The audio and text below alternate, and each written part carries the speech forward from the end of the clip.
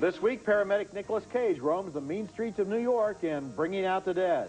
Melanie Griffith is a movie-mad murderess in Crazy in Alabama. And Dylan McDermott, Nev Campbell, and Matthew Perry do the mating dance in 3 to Tango.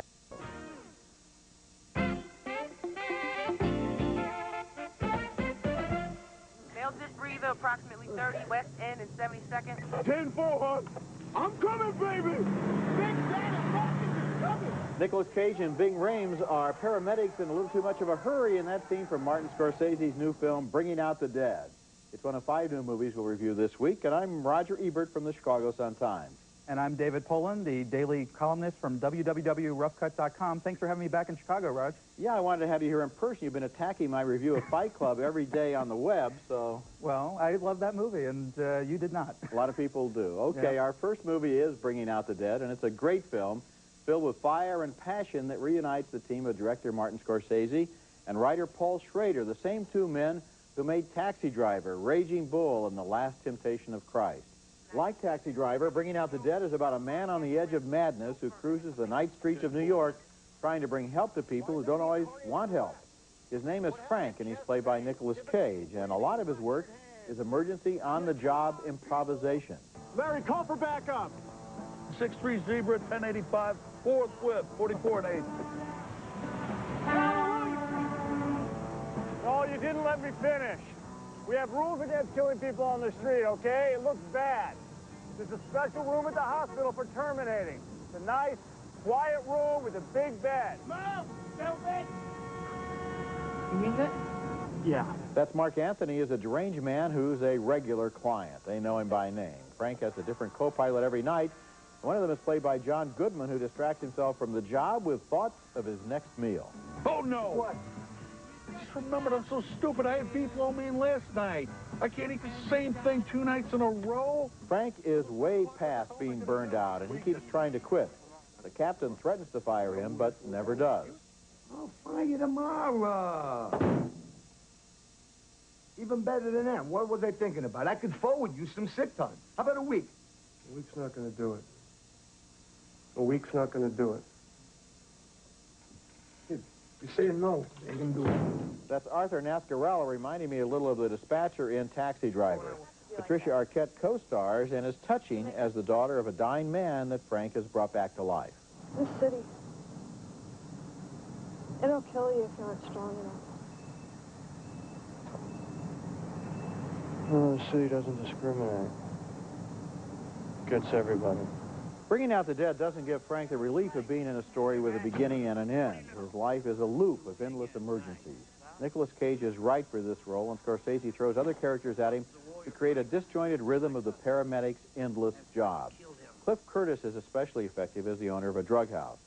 Although I've admired Scorsese's recent efforts to break out of his city streets mode in good films like The Age of Innocence and Kundun, Bringing Out the Dead shows him at the top of his form in a powerful film about a man who tries to do the right thing but never seems to get anywhere. But, you know, even though Paramount is selling this as kind of a very Scorsese movie with a lot of fast-moving images a la Cape Fear, it's really a lot more like Last Temptation of Christ. It's very passionate, very Catholic. The story of this man trying to find redemption, or looking for it, because he doesn't believe he really can do his job anymore. Exactly, and it's interesting that Scorsese went back and got Paul Schrader to write this screenplay, because the 2 of them, I think, are on the same wavelength when it comes to this kind of material as they were in Last Temptation, Raging Bull, and Taxi Driver. Here is a guy who suffers because of his inability to really do anything good. He wants to help, and he can't, and he's out there every night just being driven crazy by the weight of suffering that comes down on him. Yeah, well, I think he's decided he's God. I think that's a lot of this movie is that he's decided he's God, and he doesn't have the touch, and by the end of the movie he realizes perhaps he's not God, and he should give himself some absolution. But this is not an easy movie. I mean, a lot of people are going to have a hard time with the story, because really Cage's character goes, as you said earlier in your thing, from A to B. This is not a long story. This is not your typical Nicolas Cage experience, but it is a wonderful, powerful movie in its subtlety. And what life Scorsese brings to it. His movies are alive. They vibrate with these characters, these locations, the kinetic energy, the camera work. Well, he's got the 3 unwise men in the movie. Exactly. Walking through and being crazy, all 3 of them. You look at one of his movies and you just wake up and you say other people are kind of sleepwalking compared to him. Yeah, it's amazing. Okay, on to the next movie. We have to. It's called Body Shots, and I want to start by telling you what you won't be seeing here. That is any clip that even remotely hints at what the film is really about. That's date rape. New Line hasn't sent us those clips because they know that you won't be paying any good money to go see a 90-minute after-school special, even one with bare breasts and dirty words. This clip sets up the first part of the film. So how many are going to be there? 3, maybe 4. Good looking, these chicks? What do you think? Have I met Sean? I don't think so. He's the one that introduced me to Rick, though. They work together. What's the name of this lawyer? This one that you're after? Jane. Her name is Jane. The heart of the movie is 4 male friends meeting 4 female friends, and wow, what a coincidence, they end up in 4 pairs.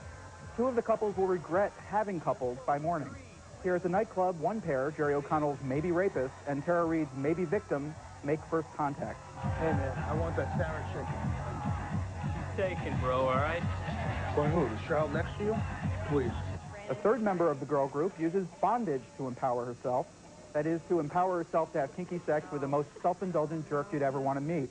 Here they are, with friends, the morning after. He was there, and he said he was stranded. I thought you slept in the gutter. No. Before that. You made love to Whitney. Yeah. And then, of course, there's the one redeeming woman and the one redeeming man. They don't get to have sex at all. Last night, I mean, did we? No. Good. Why good? Because I like to think that I would have remembered. I wish I could tell you that these clips do justice to just how unpleasant this movie was for me to sit through. I like all 8 of these actors, and I wish them well, but the film spends half of its running time trying to make the characters attractive and alluring, and then spends the second half judging them by Reagan-era standards for exhibiting exactly the characteristics that the film wants you to find attractive. Not, of course, that the film has anything truly insightful to say about any of it anyway. I should take back my crack about this being like an after-school special, because that's way too unkind to after-school specials. Friends won't let friends see body shots. You know, one of the things that's interesting about this movie is it sets itself up as a serious examination of date rape, seen through her eyes and through his eyes, and that gives the movie an opportunity to show her brassiere being taken off gently and being ripped off. That's right. And her thrown down on the bed and throwing him down on the bed, so we get to see the whole thing twice. And meanwhile, I'm thinking, they've got the wrong issue here. This movie is not really about date rape. It's about alcoholism. Yeah. Because neither person point. can remember what really happened. You know, if you wake up in the morning and you think you might have had sex, but you're not sure who with or how, or for that matter, if you really had it, then maybe you ought to call AA before you call the cops. Yeah, everybody's drunk. This is like, you know, this is what kids are like today. They're all out there drinking and being stupid because nobody enjoys the sex they have. I mean, that's ultimately the problem. The one person who enjoys it is the dominatrix. Because, you know, one girl is having sex against the wall, and she's, you know, with somebody she doesn't really want to be. It's just, it's an insane world, and I'm a little older than these people, but not so much that I can't remember that this is not the way it is. Remember when we used to go to movies where people really liked to have sex, and they enjoyed it, and afterwards they were relieved and happy? And I, you know, and I still like to have sex, I must admit, so I'll be happy to do it again. Okay, Not thank in you this very movie, much for that insight, David. We appreciate it. Later in the show, Nev Campbell is at the center of a romantic triangle in 3 to Tango. Have you ever kissed a woman before? Not the right one. And coming up next, Melanie Griffith is a ditzy dame on the lam in Crazy in Alabama. My name is, Carolyn Clay, and I need a hat. I need a hat box. I need a hat. She doesn't need that hat box to carry a hat, but a head. That's Melanie Griffith as a crazy Alabama woman named Lucille who has decapitated her husband and is now heading to Hollywood hoping to be discovered by the movies. Her adventure is one of 3 stories in Crazy in Alabama, which is at least 1 story too many. The other story is seen through the eyes of Tijo, her nephew, who is witness to the death of a black teenager during a civil rights demonstration at the local swimming pool. Lucas Black is the kid, and Meatloaf Aday is the sheriff. You killed Taylor Jackson. You pulled him off that fence. And you meant to do it. Who else you tell that to? In Hollywood, amazingly, Aunt Lucille is successful in finding a job in show business, but she's still carrying that hat box. Got your lines down? Oh, I stayed up half the night practicing. Well, just relax and have fun. Listen, would you introduce her to everyone, Amanda? Certainly. Okay, people, let's go. Can I put my husband here? Eventually, somebody looks in the hat box, and she's charged with murder and brought back to Alabama to stand trial before a judge played by Rod Steiger, who has a goofy courtroom style. Am I to take it that you're going to continue with this plea, and in spite of your legal advisors and my kind of opinion about it, is that true? You're going to stick with it? I mentioned that the boy tells two stories, one about the ditzy aunt and the other one about the black teenager. The studio, Columbia Pictures, supplied no dialogue scenes representing the other half of the movie, which is about the civil rights struggle going on in town in 1965. Those shots of the sheriff and the kid being pulled down from the fence were lifted by us from the movie's trailer. Sometimes marketing decisions can be very cynical. So let me say that the black teenager who dies is played, and well played, by Lewis Miller, that he and Lucas Black share some powerful scenes that I would have liked to show, and that his character's death will result in another trial in Steiger's courtroom, although we never see that trial. I dislike Crazy in Alabama for various reasons, but what really got to me was the decision to use a civil rights murder as flavoring in a comedy about a ditzy nutcase. Yeah, this film is the first film from Antonio Banderas as a director, and I think he was completely sincere. I think it's one of the nice things about the movie is there's a real sense of being warm to everything, and the story about the civil rights movement is much better. But I do think that the combination of the two just didn't quite work. No. It never happened. Yeah, the narrator sees these two stories through his point of view, and one is the aunt, and the other one is the civil rights struggle. And the two stories each would be okay by themselves, but they don't fit together. Each one makes the other one curdle. It's just inappropriate to have a comedy and then have this serious stuff and cut back and forth between it. Yeah, well, and the thing is, I think that the story of the aunt would have been a little less comedic had they hired an actress who was 32 years old, who was... There's nothing wrong with Melanie Griffith being 40-something years old and playing this role. However, it's really not as poignant. Somehow the numbers don't add up, and somehow a woman who is already kind of established, leaving her kids to go pursue a dream, is not really tragic, when I think it was meant to be in this movie. I think in the she story leaves her kids because she's nuts. That's why she cuts off her husband's head, too, because she's nuts. So you can forgive her anything because she's crazy in Alabama. She is crazy in Alabama, and so is Rod Steiger in this picture, who just gives a wacky improvised performance. And you know, he's a great actor still, but he sometimes just kind of phones it in, and I think he did here. Okay, coming up next, Matthew Perry is an architect with designs on Nev Campbell in 3 to Tango. This must be so boring for you. No, I mean, it's not that boring. Champagne, music, Amy in a kimono. I swear, if you weren't gay, Oscar, I'd have to kill you. Gay? I'm not gay. I didn't gay. And that is the central joke of 3 to Tango. A young architect played by Matthew Perry from Friends gets a life-changing commission from Dylan McDermott from The Practice, whose millionaire industrialist character thinks that Perry's character is gay and therefore can be trusted to watch his mistress, whose kimono is filled by Nev Campbell, a party of 5. Oy. So, 3 to Tango is obviously a wacky romantic farce, right? Or maybe it's just a big screen version of Friends. I'm gonna go. Actually, I had a lesbian experience once. Really? Mm-hmm. You did. Or perhaps it's a live-action cartoon. What happened? What the hell happened to your head? Notice the fabulous hairstyling comedy that first-time director Damon Santostefano foists upon one of the best comic actors of his generation, Oliver Platt, who plays Perry's best friend and business partner. As soon as we left the gallery, our cab caught on fire. Then she elbowed me in the face. Then we both threw up. Or perhaps 3 to Tango means to be a Billy Wilder-type dramatic comedy, a la The Apartment. Here, Nev Campbell's character, Amy, mistakenly ends up face-to-face with her boyfriend's wife. Your design is superb. We were just discussing it. Oh, I'm sorry. This is, my girlfriend, Amy. And Amy, this is my boss, Charles. I'm sorry. Aren't you gay? Getting the drift?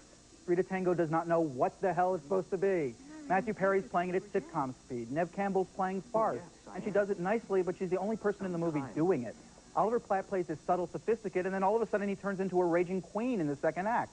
Good comedy requires a rhythm, and it needs to stick with that rhythm. But even more importantly, one has to wonder whether somebody mistaking somebody else for gay is actually funny in 1999. Not because it's politically incorrect, but because I thought we were a little bit more sophisticated these days.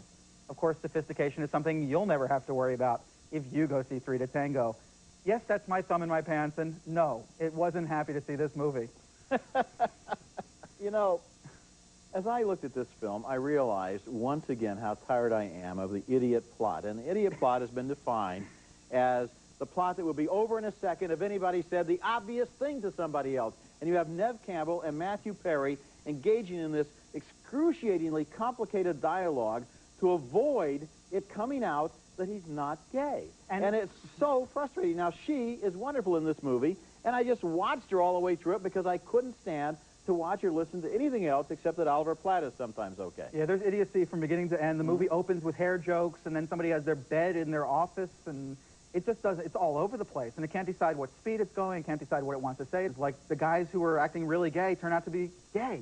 Oh, my God. Oh, my God. Okay, next movie. And after the frivolities we've been talking about on this show, I think it comes as a real breath of fresh air to clear away the fog. This movie is called The City. And it consists of 4 stories about Spanish-speaking illegal immigrants in New York, and its honesty and directness is heartbreaking. The first story involves day laborers who are promised $50 a day, but hear a different story when they get to the job.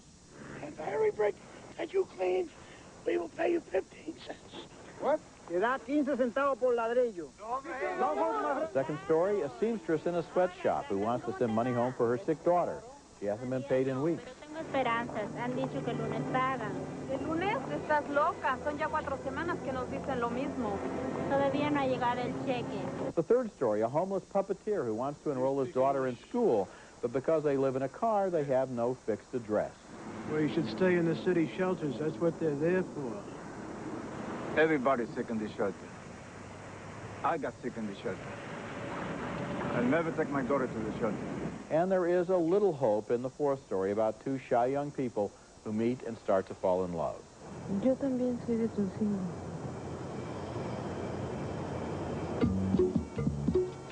The city, which is known in Spanish as La Ciudad, is a corrective for all those superficial Latino movie images about drugs and cars and music. It's about hard-working people who were respected at home and now find they've become invisible in America. The movie was directed by a documentary filmmaker named David Riker, who mostly used immigrants themselves as his actors. It reminded me of The Bicycle Thief and other classics of neorealism, and it's playing in art theaters around the country. It's worth looking for. Yeah, and that's really, The Bicycle Thief's an appropriate analogy. Riker makes a movie that is really, in some ways, a silent movie, and really old-fashioned. It's nice that it's in black and white because it fits so beautifully. His images are almost more impressive than any of the dialogue or any of the conversations that go on. You feel everything without anybody saying a word. Absolutely. You know, apart from its social message or its political meaning, which are not really the reasons I think that people will go to this movie, the joy that I got from it was the joy of a silent film about very simple people and very simple, very dramatic, very moving stories. It kind of gets you on an emotional level. And you really feel their pain. You really feel the agony they go through and how hard they work. It's a powerful movie. Yes, it is. When we come back, if you like The Sixth Sense, you might also like my video pick this week.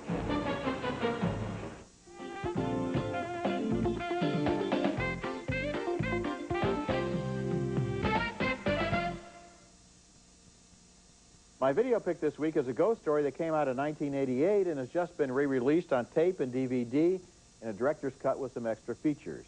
And now that audiences have spent $250 million on The Sixth Sense, they might be interested in another good film about a small boy who sees dead people. The film is named Lady in White, and it stars Lucas Haas as a kid who was locked overnight in the school cloakroom as a joke. As the moon rises and he realizes he has been forgotten, he sees a ghost. Where is it? Where's my present? Where did you hide it this time? Who is this young girl, and who is the masked man who appears not long after? Is the man a ghost, or is he real?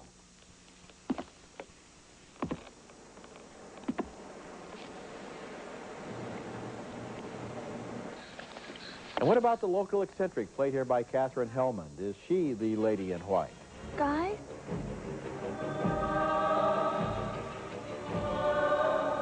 Like all the best movie ghost stories, this one is firmly anchored in reality and does a good job of setting its supernatural story in a convincing small-town setting. The writer and director is Frank LaLoggia, who, for this director's cut, has added 2 additional scenes and some other bells and whistles. Lady in White is in stores right now on tape and disc, and it's my video pick of the week.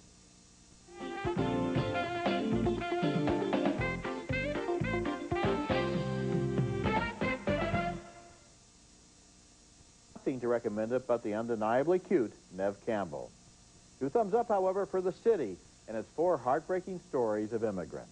Yeah, I think it's almost as important this week that people go see La Ciudad and Bringing Out the Dead as they avoid body shots in 3 to Tango. They should stay away from those theaters and go see a good movie. Go see Bringing Out the Dead. It'll be in theaters this week. If they follow our advice, they'll be much happier moviegoers. Absolutely. Okay, thanks a lot for being here. Thanks for having me back. Okay. Remember, you can hear our reviews, both David's and mine, on the web at ebert-movies.com, part of Go Network. Next week, more new movies, including Being John Malkovich, with John Cusack magically entering the Malkovich brain. That's next week, and until then, the balcony is closed.